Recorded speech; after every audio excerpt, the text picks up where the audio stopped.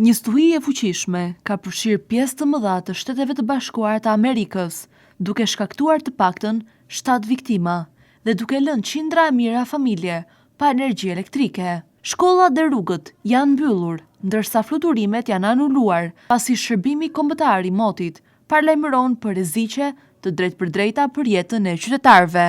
Nga Louisiana e Teksasi e deri në Tennessee dhe Kansas, viktima lidhen kryesisht me hipotermin dhe aksidente të shkaktuara nga akulli dhe kushtet e vështira të rrugës.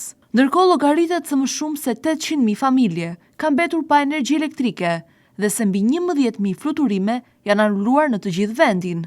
Pritet që edhe më shumë fluturime të anulohen gjatë kësaj situate. Ekspertët parashikojnë se kjo stuhi dimërore mund të zgjasë disa ditë dhe të prek rreth 180 milion Amerikan. Guvernatorja e New Yorkut, Kathy Hochul, u bëri thirrje qytetarëve që të qëndrojnë brenda dhe të shmangin lëvizjet e panevojshme. Ky është dimri më i ftohtë që kemi parë në dekada. Një rrethim arktik ka pushtuar shtetin ton dhe shumë shtete të tjera, tha ajo duke paralajmëruar për rreziqet e akullit që mund të prish linjat elektrike dhe të bëjë rrugët të pasigurta. Situata ka shkaktuar një reagim masiv të autoriteteve.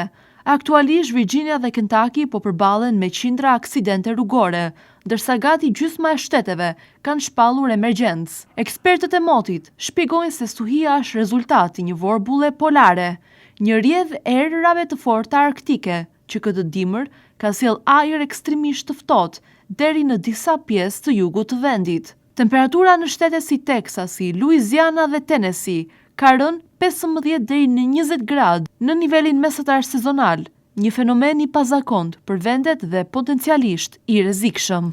Autoritetet paralajmërojnë qytetarët të shmangin çdo udhëtim të panevojshëm dhe të jenë të kujdesshëm, duke shtuar se pasojat e stuhisë mund të jenë të gjera dhe të zgjasin për ditë me radhë.